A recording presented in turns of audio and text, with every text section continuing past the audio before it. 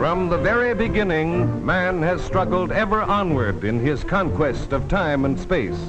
For countless centuries, lofty mountains mutely challenged him, standing as stalwart barriers across his path. Upon the oceans that surrounded him, he launched his ships. At the mercy of wind and tide, they made slow headway across the waters. Over the lowlands, the wilderness of desert and green valleys, he plodded his weary way, earthbound in the conquest of time and space.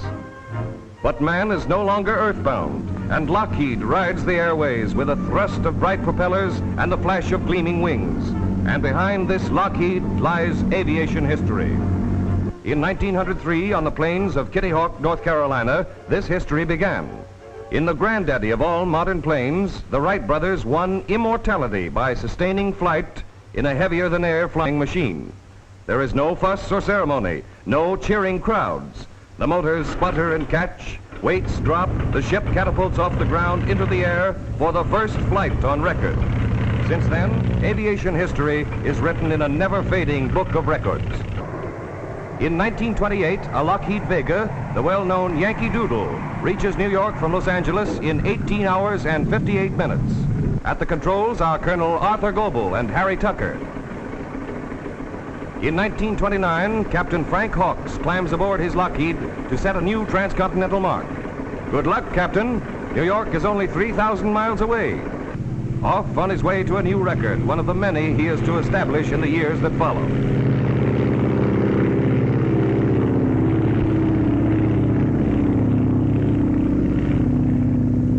Into the cockpit of his Lockheed Sirius climbs Colonel Charles Lindbergh. Mrs. Lindbergh is with him. Flying together, as always, they are heading from Washington, D.C., across the Bering Sea to Japan. A perfect landing after almost half the world has rolled by beneath their wings. Cheers and waving flags as Tokyo greets them. That same year, 1931, Ruth Nichols lands her Lockheed Vega after establishing a new feminine altitude record of 28,743 feet. Nice going, Miss Nichols. 1933, a famous Lockheed, the Winnie Mae, carrying a famous flyer, comes home from a solo flight around the world. What an achievement for Wiley Post. First man to fly around the world alone, and first to fly around the world twice, both times in a Lockheed.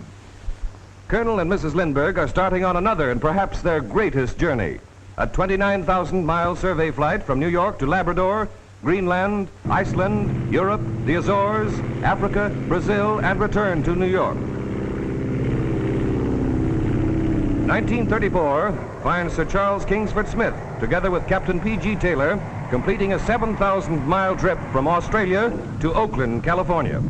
It is the first crossing of the Pacific from west to east, and Sir Charles, in his Lockheed Altair, the Lady Southern Cross, has made it in less than 55 hours. This great flyer and great plane certainly deserve congratulations.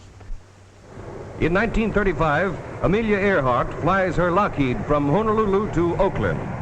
She is the first woman to make a solo flight over the Pacific, covering the distance in 18 hours, 16 minutes. The crowd hails her for an outstanding performance. 1938, Howard Hughes hurries to his plane for the start of his race around the world. 3 days, 19 hours, and 9 minutes later, his Lockheed brings him back to New York and a new record. In less than 4 days, he saw 5 sunrises, and the plane actually beat the revolution of the Earth on its axis. Records and more records. And these are just part of a long list. But exciting as they are, they mean nothing to the true goal of aviation unless the experience gained is applied to further the speed, safety, and all-round performance of air transportation. And with the cooperation of the pilots who made these famous flights, Lockheed has been able to achieve that performance and create new standards of efficiency. That was true in the development of this Electra, which was Lockheed's first all-metal bimotor transport. It made history on the air lanes of the world, and every subsequent model has lived up to its tradition. Here is the 12. It is a smaller ship, accommodating 6 passengers and answering the proven need for a plane that can combine economy with the performance of a large airliner. This Lodestar is a luxury transport. Certainly one of the best looking, it is today probably the fastest commercial ship on regular airline service. And for the convenience of all customers, service and parts depots have been established throughout the world to maintain the peak performance of Lockheed's vast fleet. And in all corners of the globe, 24 hours of every day, these ships fly the airways in routine flight, confidently accomplishing the jobs for which they were built. The conquerors of time and space.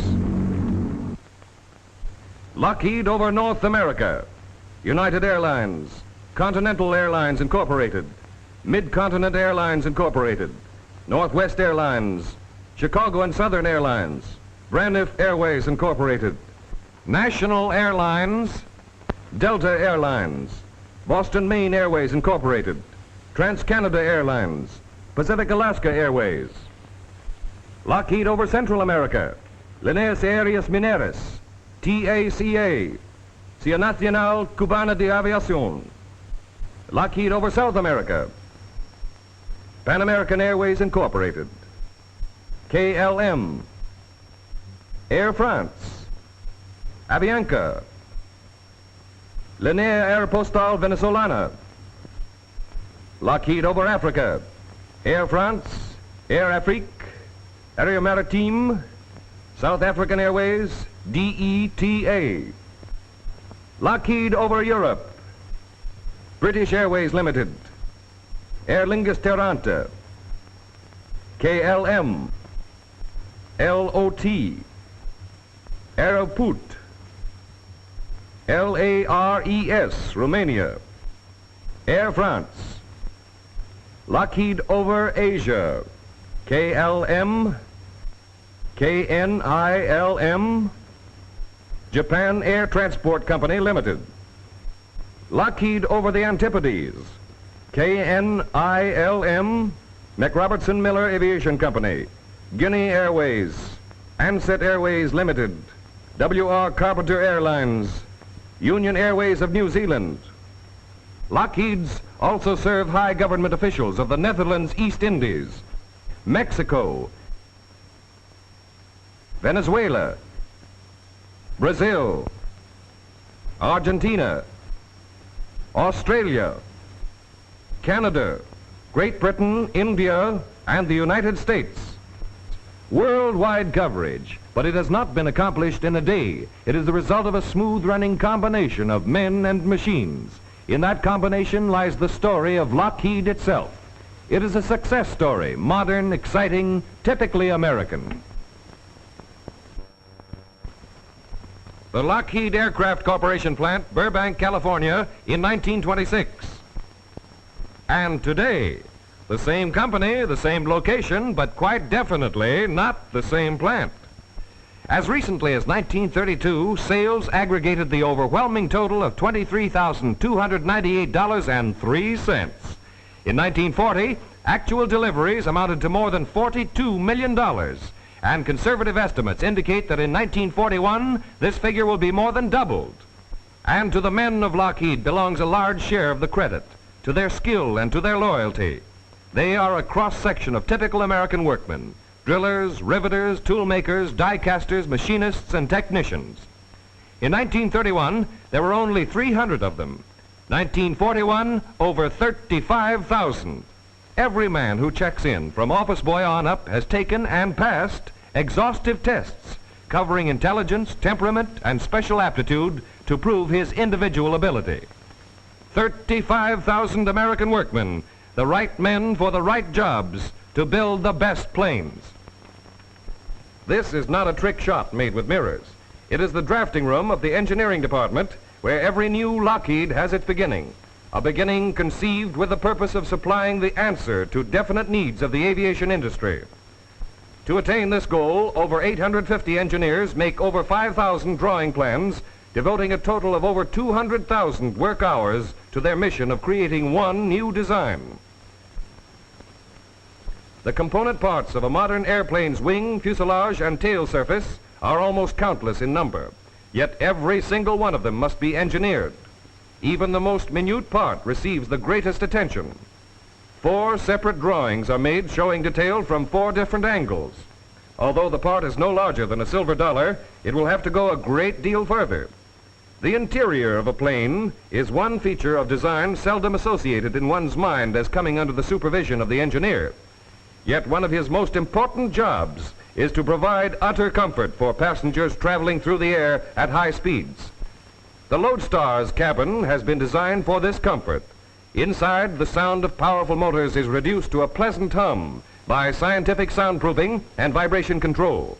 Restful chairs, ample space, and headroom are results of thoughtful planning, and all Lockheeds are especially adaptable to the requirements of private owners. For businessmen to whom time means money, the Lodestar is convertible into a convenient and dependable office in the sky. The compact 12 becomes a comfortable lounge for attending important events anywhere at any time. The cabin of Lockheed's new four-motor transport, the Excalibur, will look very much like this. Although the plane is still under construction, the engineers have built an exact replica, known as a mock-up, out of wood. In this way, every possible detail of passenger comfort can be effectively predetermined and applied. But the ideas and plans that this man and the hundreds like him put into execution are not only those of Lockheed's chief engineers, but those of the entire flying world. For the Market Research Division maintains close contact with the operative branch of the industry. The staff compiles lists of important features relating to a plane's design. These findings are set up in the form of questionnaires. If you were to build your own ship, on the flight station, where would you locate emergency controls? On the engine control stand, where would you put the levers? And the rudder pedals? These comprehensive questionnaires are sent to airline executives, pilots, transport officials in every corner of the world. To Trans-Canada Airlines, R.C. McLeod in South Africa, Tri-American Aviation, Buenos Aires. The list is almost endless, but to mention a few more, American Airlines, Lieutenant Thatch, VP-5 Squadron Canal Zone, and British Airways. The replies to these pamphlets are carefully sorted, for they represent knowledge gained under actual flight conditions. Detailed graphs and charts are compiled by competent statisticians. No suggestion is too small. Every answer to every question is checked and noted. These findings are recorded in another pamphlet. You told us this is the way you would do it. On flight station, on engine control stand. And on rudder pedals, we asked, are brake toe pedals desirable? 93% said yes, 7% no. That verdict is submitted by men whose combined opinions represent the experience of over 16 million hours of flying. These practical viewpoints, as gathered by market research, are submitted to the engineers. They combine these ideas together with their own creative ability in the conception and building of every new Lockheed plane. That's how Lockheed designs airplanes to suit the men who know airplanes best, operators, pilots, and regular airline passengers.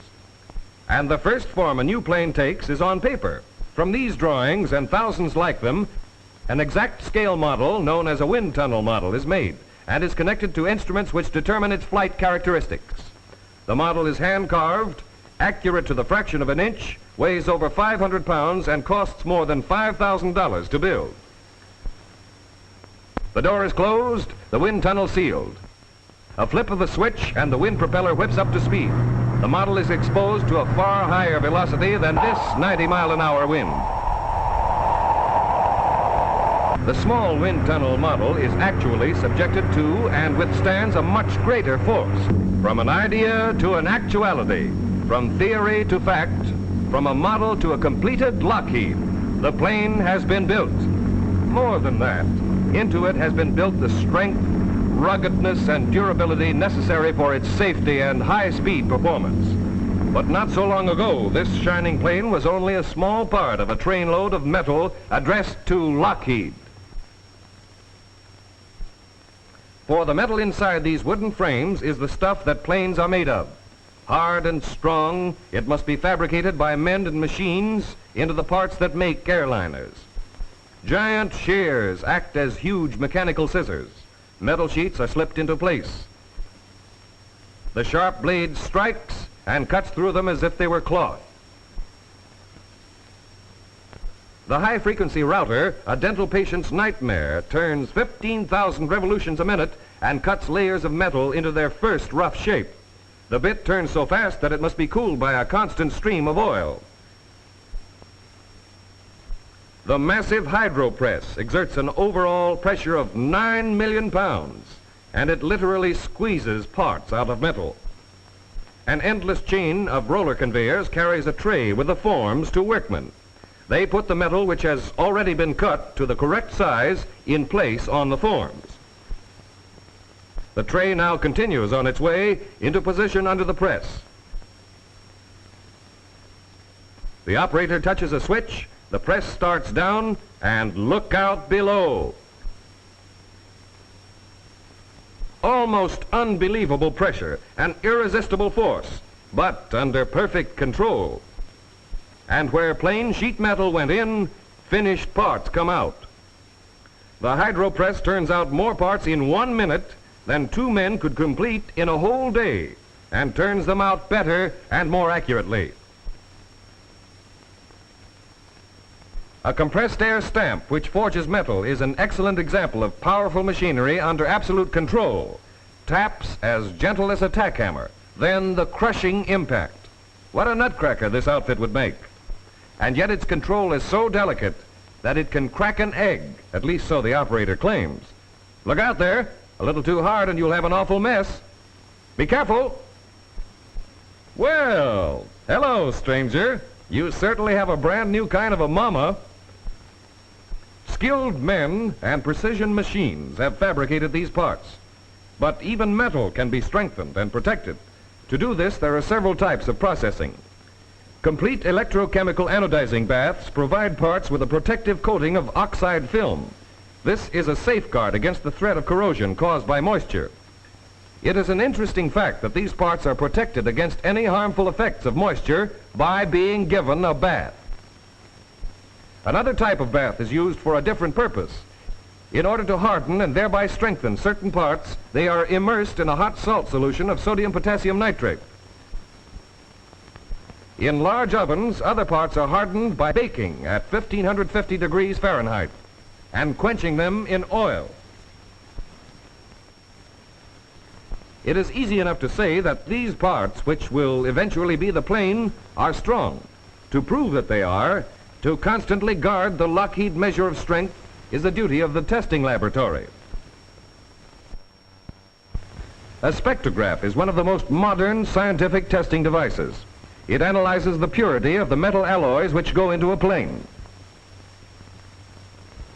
Tremendous heat created by an arc burns sample filings of the metal. These filings are placed in a cavity on the lower of 2 acid-treated graphite electrodes and then burned. The light of the burning metal passes through a lens and then through a rotating sector, the adjustable opening of which controls the amount of light falling on the slit. The light now passes through the slit and falls upon a diffraction grating.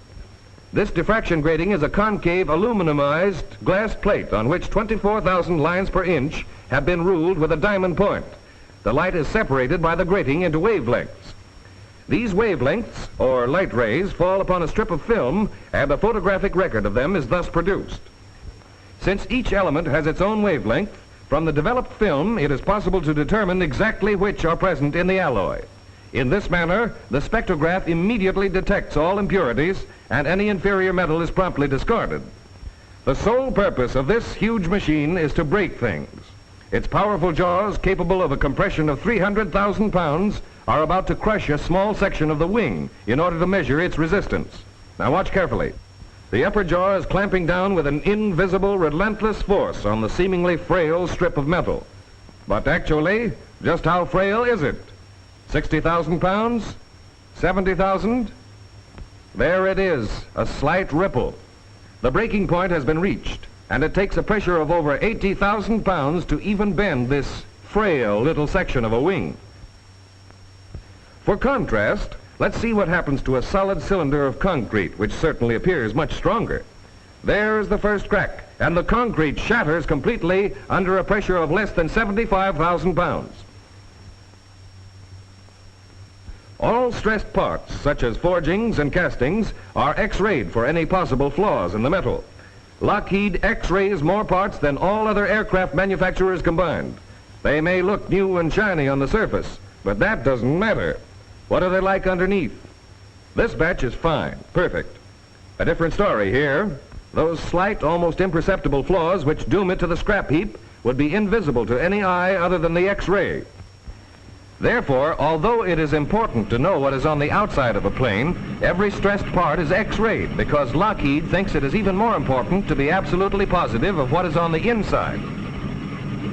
Yes, every part of this plane is built for the strength, ruggedness, and durability to achieve the highest speeds. And there goes the Lodestar. Carrying a full load of 17,500 pounds, it speeds down the runway for the takeoff. In 15 seconds, after a run of only 860 feet, it leaves the ground and soars into the air. Climbing rate 1,200 feet per minute.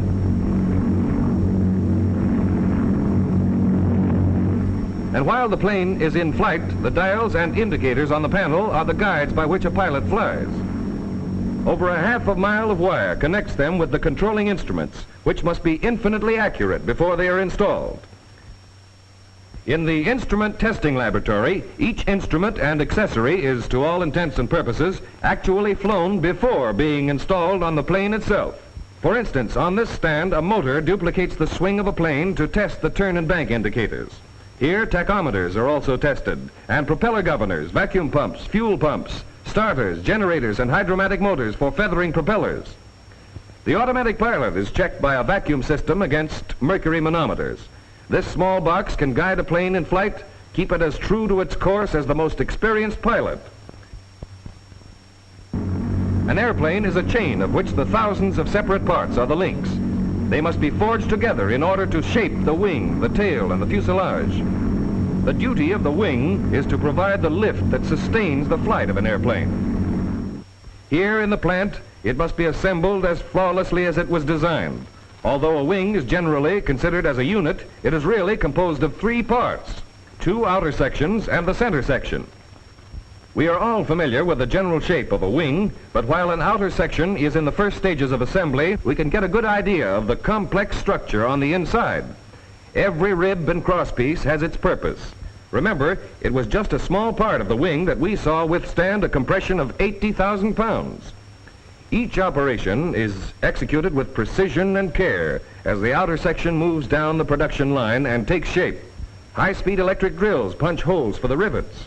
There are more than 700 drillers or riveters who have all had previous training.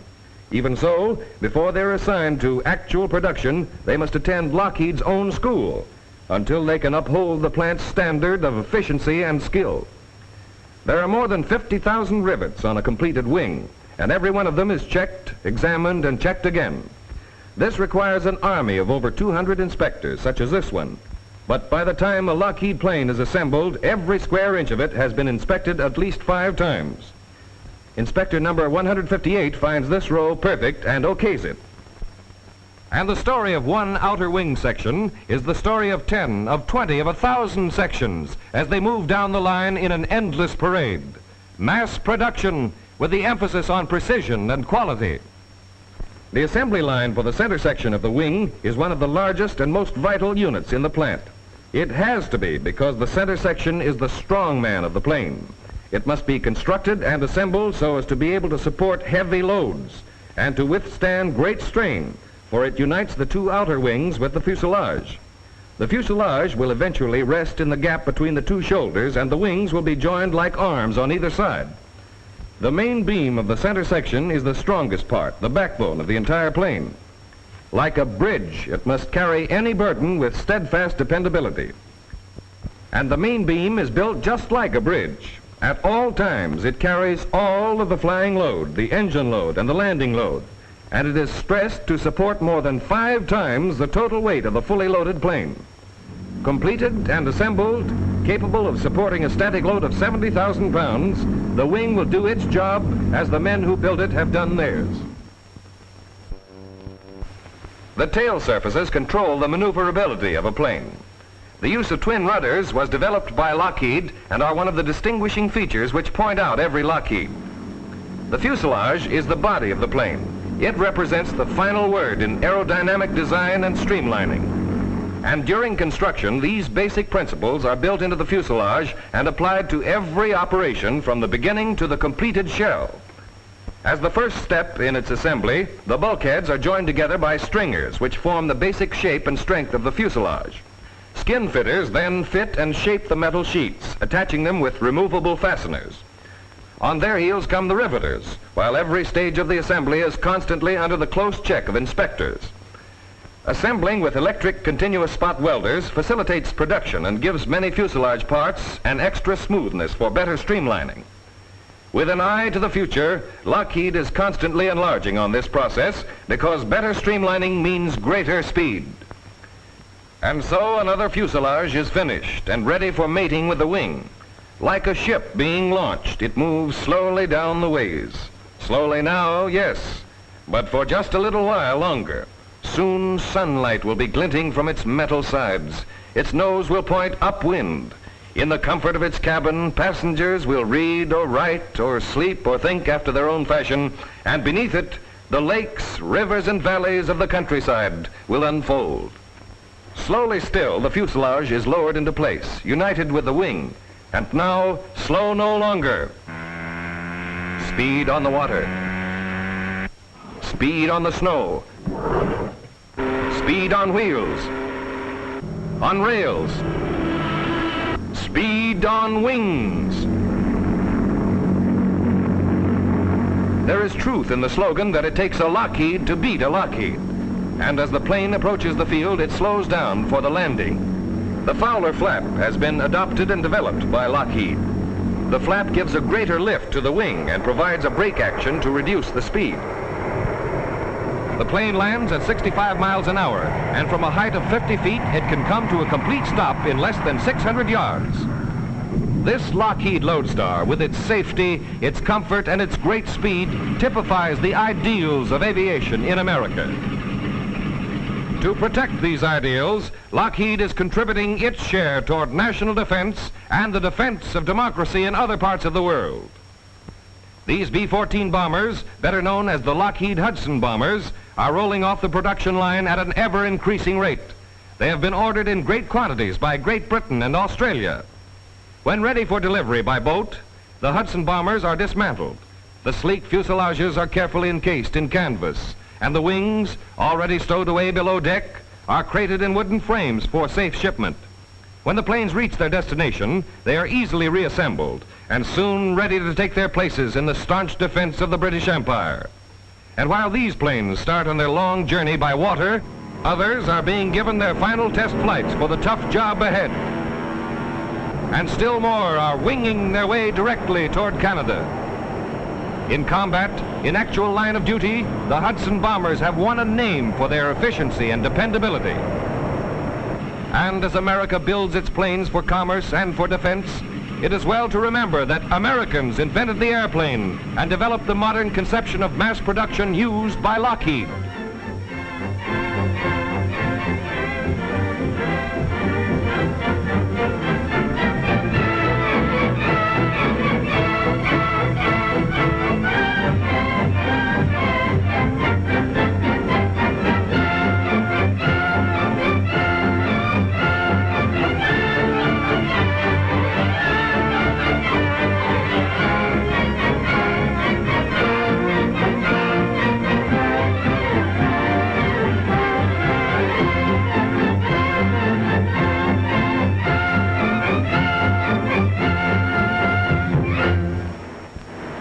And out of the vast production line come Lockheed's, the 212, the Electra,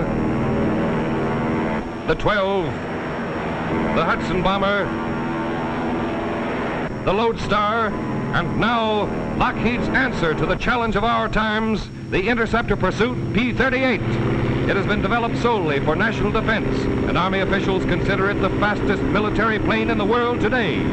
The P-38, a man-made comet. The P-38 is a completely new development in conception and design. The purpose of this deadly single-seater fighter is to prevent any would-be attacker from reaching his objective.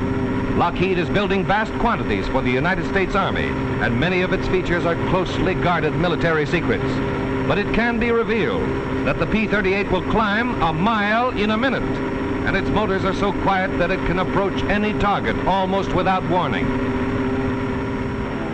And as wings soar higher above America, so are soaring the hopes of free men the world over. For they know that whether it be for commerce or defense, ship for ship, American planes have no equal. And just as Lockheed commercial transports serve the people, so do the Lockheed military planes stand ready to serve should the need arise. The striking power of Hudson bombers, the speed of the P-38,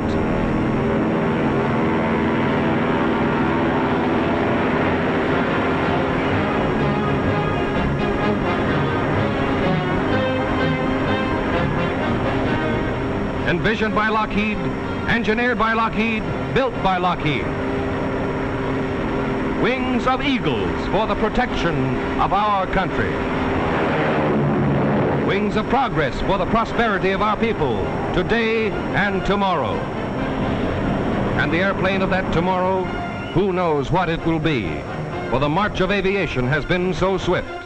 But whatever it is, the world will look to Lockheed leadership then as it looks to Lockheed for leadership today.